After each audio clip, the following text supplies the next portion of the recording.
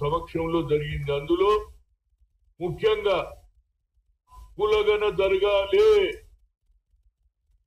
కులగన తోటే వారి న్యాయం జరుగుతుందని ముఖ్యంగా మల్లికార్జున్ ఖర్గే గారు చెప్పారు. వాళ్ళ రైట్ ఉన్నదని అన్నారు. అదేవిధంగా వేణుగోపాల్ గారు కూడా ఏసీ సెక్రటరీ కులగన జరగాల్సిందే, కులగన జరిగితే సామాజికంగా, ఆర్థికంగా, రాజకీయంగా సోషల్ జస్టిస్ జరుగుతుంది అనేది రాహుల్ గాంధీ ఆలోచన.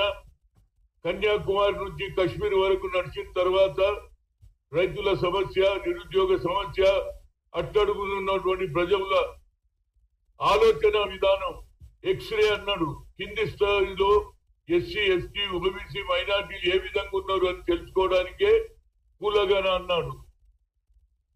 అదేవిధంగా మరి ఒక కేంద్ర మంత్రి, ఎంపీ కూడా పార్లమెంట్ లో అన్నాడు కులం తెలియని అంటున్నాడు, కులగన అంటున్నాడు అని. అన్నా రాహుల్ గాంధీ పెద్దరికతుడు, నువ్వు ఏది మాట్లాడినా నువ్వు మాట్లాడుకో, నేను దానికి జవాబు చెప్పా, కానీ నా ఉద్దేశం కులగన జరగాలి అన్నాడు. దానికి మేమందరం కూడా ఇవాళ అన్ని రాజకీయ పార్టీ ఎక్సెప్ట్ బీజేపీ తప్పితే అన్ని రాజకీయ పార్టీలు కూడా కులగన జరగాలంటున్నారు. 1931 లో అయినది కులగన. ఆ తర్వాత ఈ ప్రభుత్వం వచ్చిన తర్వాత 10 ఏళ్లలో 3 సార్లు ఎంపీలను కలిసిన ఆయన కులగన చేయలేదు. మెజార్టీ పాపులేషన్ బీసీకి సెపరేట్ మినిస్ట్రీ ఇవ్వలేదు. ఇవాళ రాహుల్ గాంధీ గారికి మంచి ఆలోచన వచ్చింది. ఎందుకంటే ఎప్పటి వరకు అయితే కింది స్థాయిలో ఉన్న జనాన్ని పైకి తీసుకురావాలనేదే ఇందిరాగాంధీ కుటుంబం ఆలోచన, రాజీవ్ గాంధీది, సోనియా గాంధీది, అదేవిధంగా ఇవాళ రాహుల్ గాంధీ. అందుగురించి కులగన జరగాలి. ఇక్కడ కూడా రేవంత్ రెడ్డి గారు అసెంబ్లీలో బిల్లు పెట్టారు, బిల్లు పాస్ అయింది. దానితో పాటు 150 కోట్ల రూపాయలు కూడా ఏది 150 కోట్లు కులగన చేయడానికి కూడా కేటాయించారు. కనుక Munnam Prabhakar as BC minister గా కులగన చేయాలి. కులగన తర్వాతనే నా ఉద్దేశంలో లోకల్ బాడీ ఎన్నికలు పెడితే న్యాయం జరుగుతుంది. ఎందుకంటే మా స్థాయి కూడా పెరగాలి కదా. రాహుల్ గాంధీ ఆలోచన అదే. అదే విధంగా ఇక్కడ కూడా రాష్ట్రంలో జరిగితే అప్పుడే మాకు సరి అయిన న్యాయం జరుగుతుంది. ఆయన ఇంకోటి అన్నాడు, 90 ఆఫీసర్స్ ఉంటే కేంద్రంలో ఒక్కరో ఇద్దరో ఎస్సీ బీసీలు ఉన్నారు, మిగతా వాళ్ళకు అవకాశమే లేదన్నాడు. ఈవెన్ బడ్జెట్ లో కూడా 20 మంది ఉంటే ఇద్దరే, వాళ్ళ భాష కూడా లేదు. కనుక ఆయన ఉద్దేశం లేదంటే జిత్తున ఇచ్చేదారి యుక్తి భాగీదారి అన్నాడు, కులగన అన్నాడు. అదే విధంగా 9th షెడ్యూల్ ను తీసేసి 50% సీలింగ్ కూడా ఎత్తేస్తా అన్నాడు. కాబట్టి తప్పనిసరిగా కులగన జరగాలి. దానికి నేను గతంలో ఓబీసీ ఎంపీస్ కన్వీనియర్ గా 2 సాధించిన.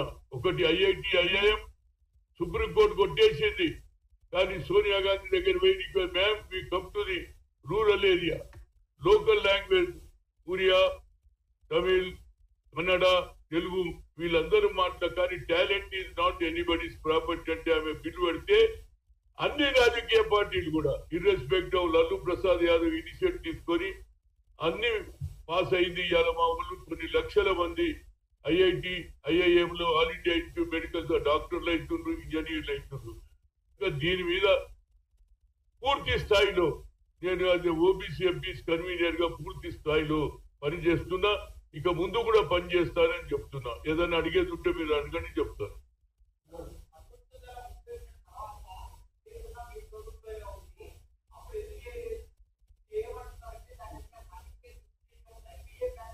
చూడండి, రాజకీయ ఉద్దేశం వారికి ఏమున్నా మాకు చాలా క్లియర్ ఉన్నది. వాళ్ళలాగా మేము అబద్ధం చెప్పలేదు.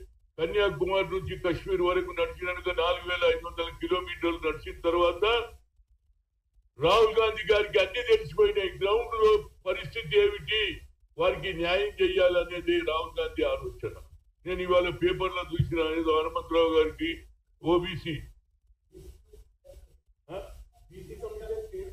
చూడండి, నన్ను ఒక్క దగ్గర కన్ఫైన్ చేయకండి. నేను గతంలో కూడా 2 మీటింగ్లు పెట్టినా, సూర్యాపేటలో పెట్టినా, బడుగు బలహీన వర్గాలని, అదే విధంగా వరంగల్లో పెట్టారు. అదే విధంగా ఓబీసీ ఎంపీస్ కన్వీనర్ గా కూడా సాధించిన. నా అటువంటి దేశం మొత్తంలో తిరుగుతే నేను అదే అడుగుతున్నా, హైకమాండ్ అదే అడుగుతున్నా. నేను పదవి కాదు, తిరుగుతా. రాహుల్ గాంధీ ఇచ్చిన ఆదేశాలను ఆయన ఆలోచనను నేను ఇంప్లిమెంట్ చేస్తా. నాకు ఏఐసిసిలో ఓబీసీ ఎంపీస్ కన్వీనర్ ఇస్తే దేశం మొత్తం తిరుగుతా. నాకు పరిచయాలు ఉన్నాయి. ఎందుకంటే గతంలో నేను 11 ఏళ్లు కొట్టాడి ఐఐటి ఐఐఎంలో రిజర్వేషన్ సాధించిన ఓబీసీ పార్లమెంట్ కమిటీ సెపరేట్ గా సోషల్ జస్టిస్ ఉంటాయి, ఎస్సీ ఎస్టీ ఓబీసీ. ఆ రెండు కూడా 3 సెపరేట్ చేయించిన. ఎస్టీ వేరు,